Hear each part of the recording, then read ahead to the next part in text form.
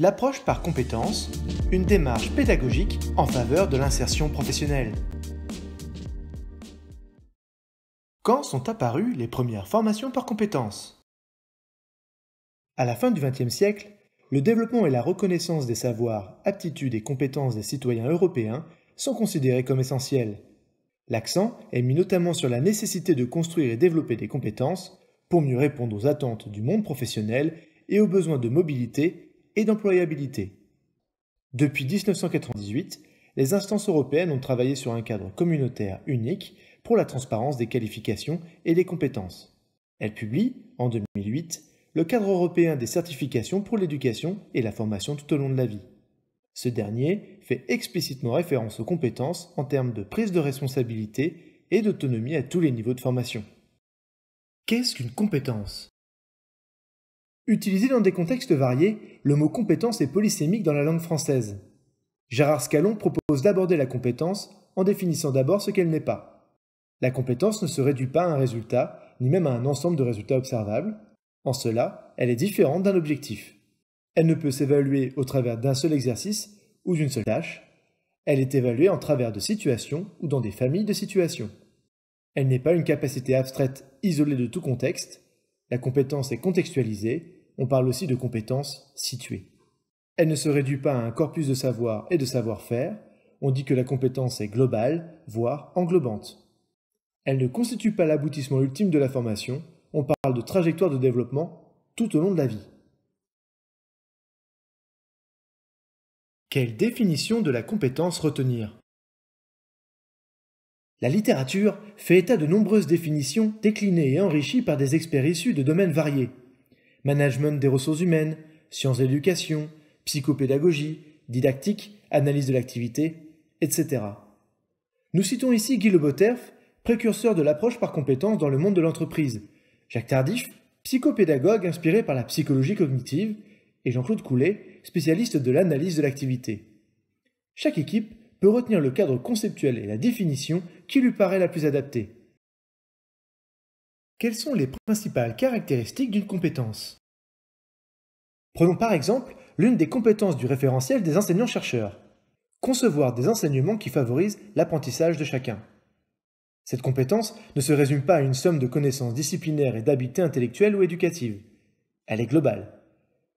Elle est multidimensionnelle car pour agir, l'enseignant doit mobiliser et combiner des ressources telles que des connaissances disciplinaires et pédagogiques, des habiletés méthodologiques, des attitudes adaptées au public et à la situation. Cette compétence s'exprime dans un contexte authentique, par exemple celui d'un parcours de formation organisé pour un public d'étudiants. C'est la performance académique, démonstration observable et mesurable de la compétence, testée dans une variété de situations authentiques ou simulées, qui permet d'évaluer que la compétence est exprimée ou non. Une compétence qui n'est plus sollicitée est facilement réactivée même après plusieurs années. On appelle cela la permanence de la compétence. Cette compétence s'inscrit dans une trajectoire de développement tout au long de la vie et va s'enrichir de la variété des situations rencontrées. Comment formuler une compétence? Avec un verbe d'action dont le sens est suffisamment large et englobant. Aussi, il est recommandé d'éviter les verbes maîtriser et comprendre qui ont des niveaux de perception très variables, ainsi que le verbe connaître qui fait exclusivement référence au domaine du savoir. Enfin, il n'est pas utile d'associer le verbe savoir lorsqu'on formule une compétence. Cela peut avoir pour effet de centrer l'évaluation sur les connaissances déclaratives de l'étudiant plutôt que sur ses compétences. Comment différencier compétences et objectifs? L'un et l'autre commencent par un verbe d'action, ce qui crée la confusion. Évaluer l'étudiant est une compétence. Utiliser une grille d'observation est un objectif qui renvoie à une tâche observable et mesurable. La compétence est centrée sur l'individu, ici l'enseignant, et sa capacité à répondre à une situation. Elle mobilise et combine un ensemble de connaissances, habiletés, attitudes, expériences et stratégies. L'objectif est centré sur la tâche à exécuter et se limite, dans cet exemple, à un savoir-faire. En quoi l'approche par compétences constitue un changement de paradigme?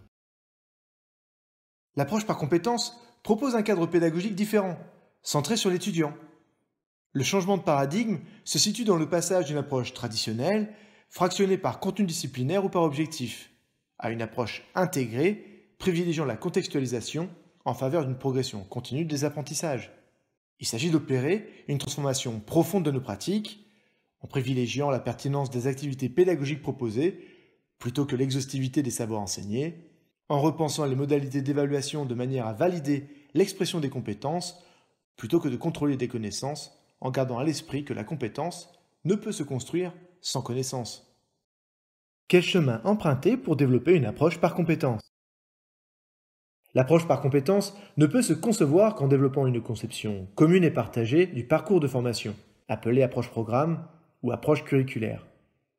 Cette dernière réunit une équipe pédagogique dans la construction et la mise en œuvre d'un projet commun qui facilite le développement de compétences.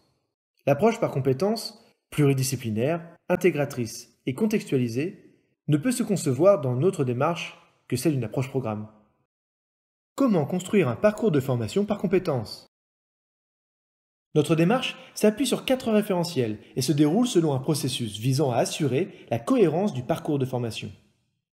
Le ou les référentiels métiers disponibles nécessitent un travail de transposition didactique pour définir un référentiel des compétences visées à l'issue de la formation. De ce référentiel de compétences découle le référentiel d'évaluation qui définit les modalités de validation de l'expression des compétences et va guider la construction du curriculum, le référentiel de formation qui décrit l'ensemble des enseignements, activités, techniques et situations pédagogiques du curriculum. Comment se traduit cette transformation sur le parcours de formation? A minima, des compétences sont formulées et un tableau croisé permet d'interroger la contribution des unités d'enseignement dans la construction de chacune des compétences. Denis Berthiaume présente cet exercice comme audit de la formation.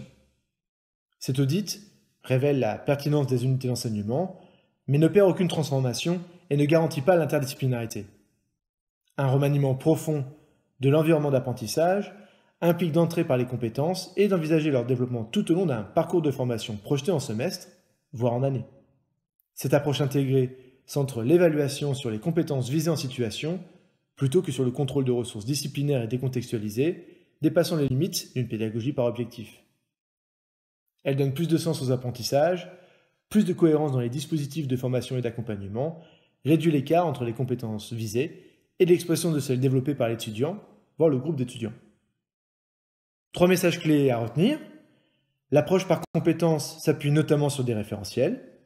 La démarche coordonnée est pluridisciplinaire, voire interdisciplinaire, dans une conception commune et partagée. L'évaluation des compétences visées ne peut s'envisager qu'en situation.